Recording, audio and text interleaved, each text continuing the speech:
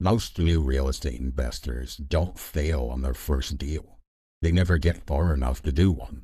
They watch videos, they attend workshops, they join Facebook groups, some spend thousands of dollars on coaching, but months later they still have no deal. And usually it isn't because they're lazy, it's because they're stuck in one of a few predictable traps. So in this video, I'm going to show you why most new investors never get to their first deal and what to do differently before another 6 months disappears. If you've been learning real estate for a while but still haven't done a deal, you probably know the feel. You tell yourself you need a little more information, a little more confidence, a better market, more money, a better mentor, a better time to start. Every one of those can sound reasonable, and that's what makes this difficult. You aren't sitting around doing nothing. You may be working hard and learning every day. But there is a difference between activity and progress. Watching 5 videos about motivated sellers is activity, and building a list of 20 real estate leads is progress. And learning 3 other formulas is activity. Analyzing 5 real properties is progress. And most beginners aren't missing motivation. They're missing a clear path from learning to action. And this is where the industry can make the problem worse.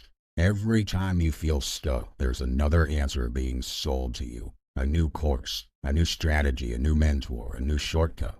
So instead of going deeper on one path, you restart again and again. You become more educated but less focused. You know more terms, but you have fewer real conversations. You understand more strategies, but you have no pipeline. That is why a beginner can spend a year around real estate without moving meaningfully closer to a deal.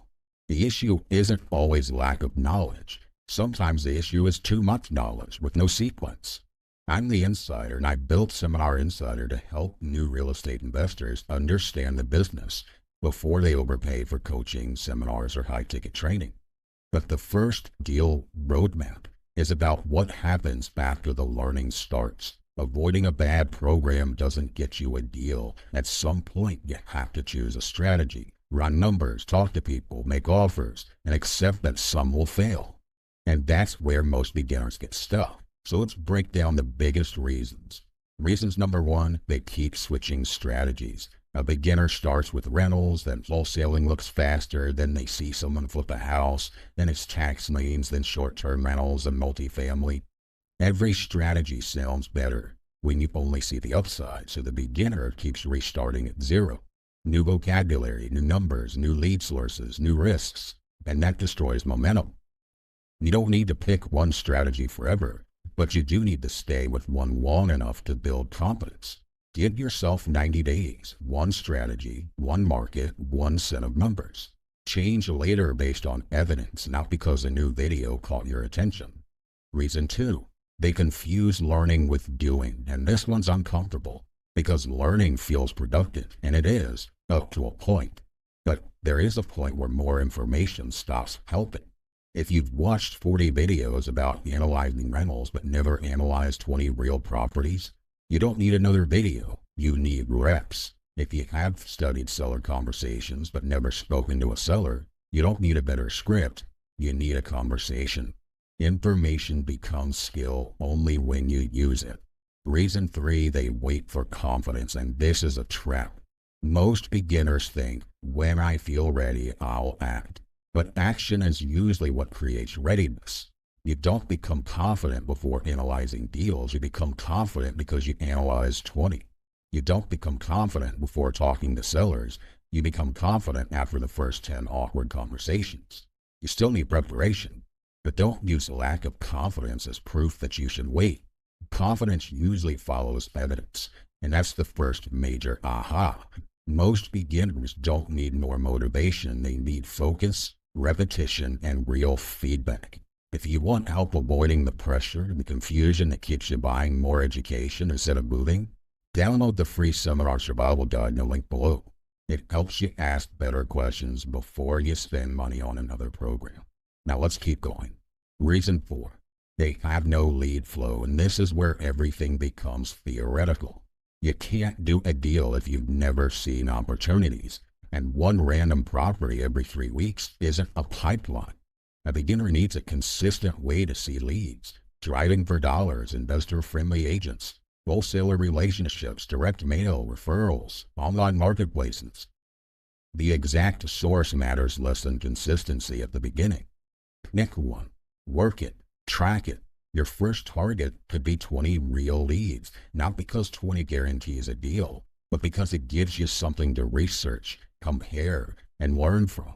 If nothing enters the pipeline, there's nothing to analyze. Reason 5, they become emotionally attached to the first opportunity.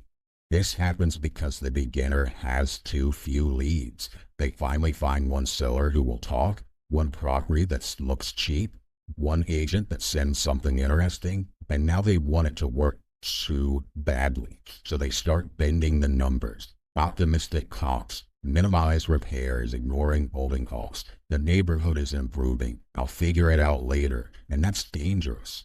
Your first opportunity doesn't need to become your first deal. You need enough in the pipeline to say no, and that's why lead flow matters. When you have more opportunities, one property loses its emotional power.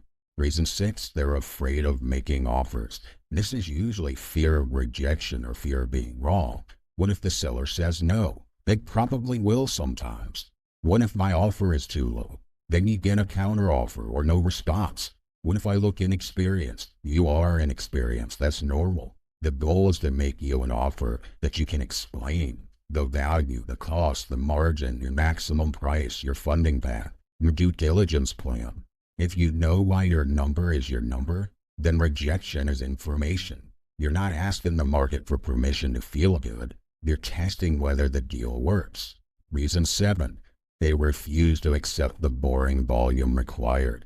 This is where success stories hurt beginners. They hear about the first deal, not the 47 bad leads before it. They hear about the accepted offer, not the 12 rejected ones.